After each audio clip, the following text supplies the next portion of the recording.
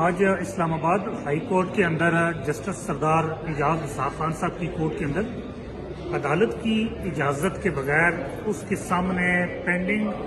Contempt petition کی transfer کے حوالے سے یہاں آج سماعت ہوئی ہے۔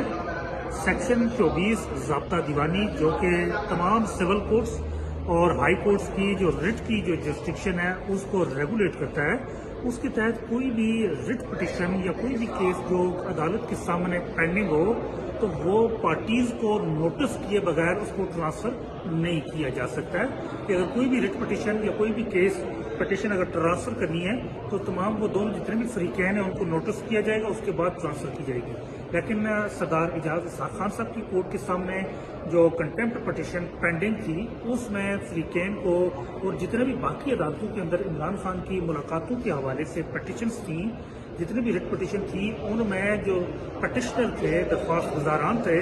سائلان تھے، ان کو نوٹس کیے بغیر 17 کی 17 پٹیشنز کو لارجر بینچ کے سامنے مقرر کر دیا گیا تھا۔ ان میں سے ایک رٹ پٹیشن سردار اعجاز اسحاق خان صاحب کی کورٹ میں کے سامنے بھی پینڈنگ تھی، تو اس کے حوالے سے آج وہ سماعت ہوئی ہے۔ تو اس کے حوالے سے انہوں نے عدالت نے یہ سوال اٹھایا ہے کہ کیا سیکشن 24 ضابطہ دیوانی جس کے اندر یہ مینڈیٹری ہے کہ جب کوئی بھی کیس آپ ٹرانسفر کریں گے تو تمام فریقین کو نوٹس کیے جانے کے بعد کریں گے، تو اس حوالے سے یہاں سماعت ہوئی۔ انہوں نے یہ سوال لرنڈ ایڈوکیٹ جنرل کے سامنے اٹھایا اور انہیں 17 کی 17 پٹیشنز تھی جس میں عمران خان کے سیاسی رفقا اور کچھ جرنلسٹ ہیں جن میں ثاقب بشیر ہیں، اسد ملک ہیں، سمیع ابراہیم ہیں، جنہوں نے اڈیالہ جیل کا ٹرائل کور کرنے کے لیے رٹ پٹیشن دائر کی ہوئی تھی۔ تو یہ تمام کی تمام رٹ پٹیشن لارجر بینچ کے سامنے مقرر کر دی گئی تھی، لیکن لارجر چونکہ ہم سارے وکلاء سردار اعجاز اسحاق خان صاحب کی کورٹ کے سامنے موجود تھے اور لارجر بینچ نے اپنی کارروائی جو ہے وہ سماعت جو ہے وہ منگل تک پینڈنگ کر دی، جبکہ سردار اعجاز اسحاق خان صاحب کی کورٹ سے بھی وہ سماعت ابھی مکمل ہوئی ہے۔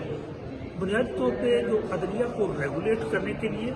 جو عدالتی پروسیجر اس کو ریگولیٹ کرنے کے لیے اور عدالتی آزادی کے لیے اور اسپیشلی اسلام آباد ہائی کورٹ کے لیے یہ بڑا امپورٹنٹ کیس ہے۔ اس حوالے سے وقتاً فوقتاً آپ کو تمام چیزوں سے آگاہی دی جائے گی اور آپ نے بھی اس حوالے سے یہ آگاہ رہنا ہے کہ کس طرح ہماری عدلیہ کو، ہمارے نظام انصاف کو اس طرح تباہ کر دیا گیا ہے کہ جو بنیادی مینڈیٹری جو پروویژنز آف لا ہیں ان کو جس طرح وائلیٹ کیا جا رہا ہے، اس سے ایک بہت بری ایگزامپل قائم ہو رہی ہے اور اس سے ہمارا جو جوڈیشل سسٹم ہے، نظام انصاف ہے، آئین ہے، وہ سارا کولیپس کر رہا ہے، بلکہ کولیپس کر چکا ہے اگر اس کو روکا نہ گیا تو۔